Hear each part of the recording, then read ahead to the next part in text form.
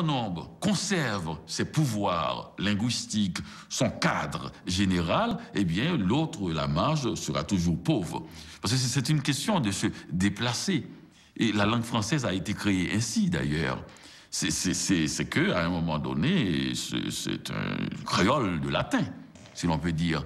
Et à un moment donné, le grand nombre qui parlait le latin, des gens distingués, s'est déplacé vers la marge qui était le français, c'est-à-dire un créole de latin, a retrouvé cette langue pauvre et l'a enrichie. Voilà encore quelqu'un. Frida, tu fais quoi là? Recule un peu. Que voulez-vous, Lisette? J'aurais à vous parler, madame. Ne voilà-t-il pas? Eh, mamie, revenez dans un quart d'heure. Allez. Les femmes de chambre de mon pays n'entrent point qu'on ne les appelle. Monsieur, il faut que je parle à madame. Mais... Non, franchement, la vérité, franchement, Frida, t'en fais trop, là. Tu fais trop tes manières, voilà, c'est un truc de ouf.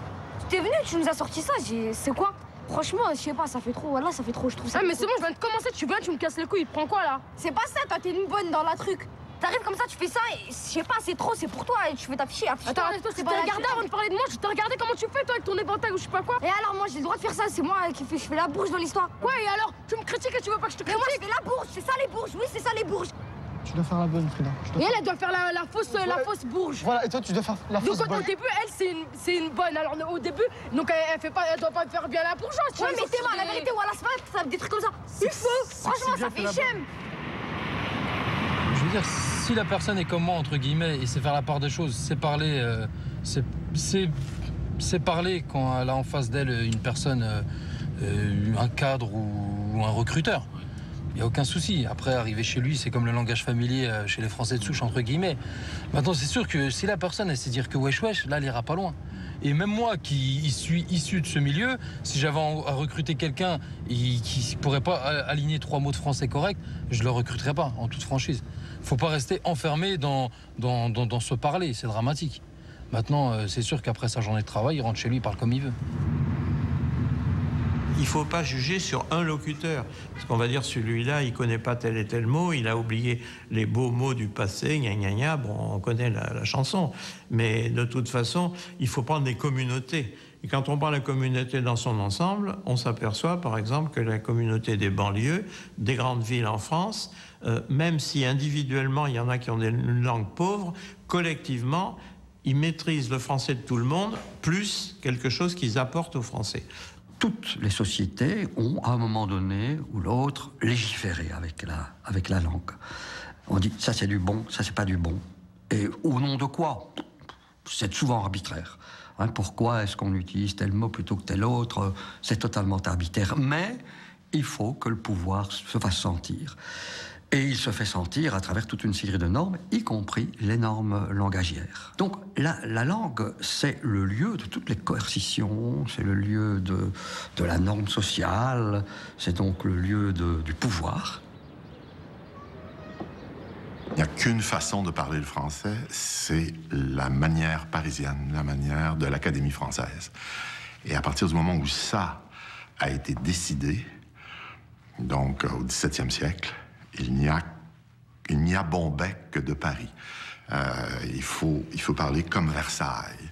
Il faut avoir la mode de Versailles. Ailleurs, c'est des coloniaux, des ploucs, des nuls. Paris haï, mais Paris jalousé. C'est là, en bord de Seine, que la France protège sa langue et se protège. C'est là, sous la coupole, que la pensée, les mots, le français sont depuis 1635 scrutés, chahutés, contestés, puis anoblis. Loin des affres de la province et d'un monde francophone bouillonnant, l'Académie française devise. La centralisation linguistique et culturelle était d'une puissance dont vous n'avez pas idée. On s'est moqué de moi pratiquement jusqu'à l'âge de 30 ans, 35 ans à Paris. Mais moqué ouvertement, bien sûr, dès que je parlais.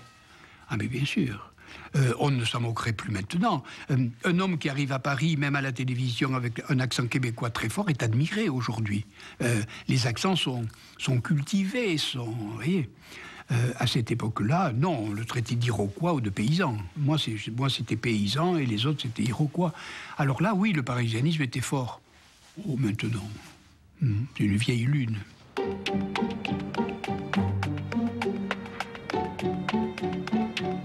Les décisions que nous prenons sont des décisions collégiales qui sont discutées avec la même porosité que on peut observer dans toutes les langues. Il y a les conservateurs, il y a ceux qui pensent que la langue française canonique, c'est le XVIIe et qu'après, c'est affreux. Et il y a au contraire ceux qui sont très modernistes, qui voudraient accueillir à tout prix des mots les plus récents, et ainsi de suite. Donc il y a beaucoup de discussions.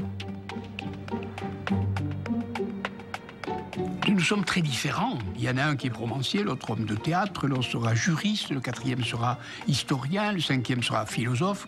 Donc nous avons tous des expertises dans des corpus très spécialisés. C'est-à-dire la plupart des dictionnaires qui paraissent, prennent référence à l'académie pour dire en gros où en est l'usage. Voilà, c'est ça. C'est-à-dire on a pour fonction d'être la référence. Ça, c'est intéressant de savoir, OK, les mots naissent dans la rue, en fait, et là, ils se répandent un peu. Et comment ils parviennent à l'académie où des vieilles perruques décident ou non de dire, d'estampiller le mot en disant, voilà un mot valable qui mérite d'être utilisé ou d'être sanctionné.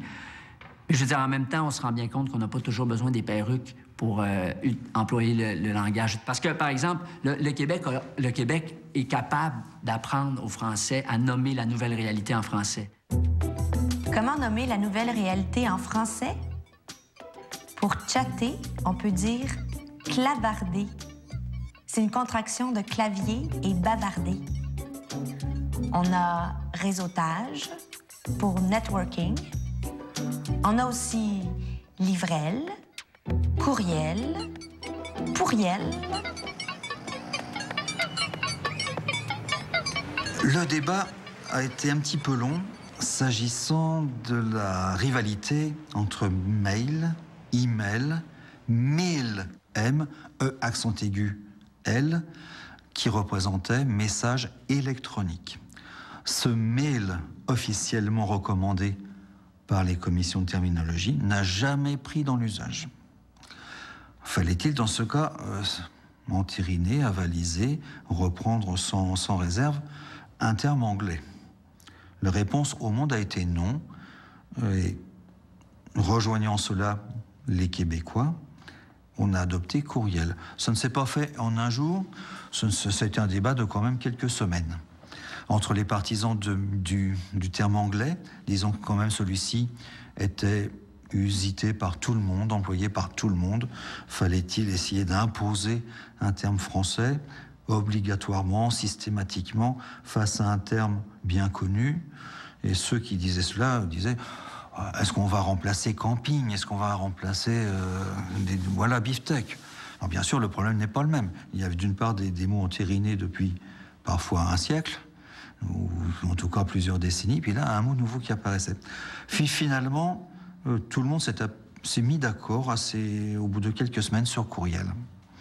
Et bon, il n'y a plus de résistance, c'est entériné, c'est comme ça. Et dans la foulée, donc, pour remplacer spam, on a employé, mais c'est un peu plus rare, bien sûr, pourriel. Les courriels qu'on ne veut pas, c'est pourri, c'est du pourriel. J'ai trouvé ça très bien.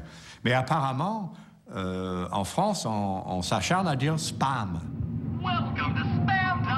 Mais c'est très curieux parce que, en américain, spam, c'est un pâté de viande de basse qualité. C'est un peu bouilli pour chiens et chats, mais aseptisé pour des humains.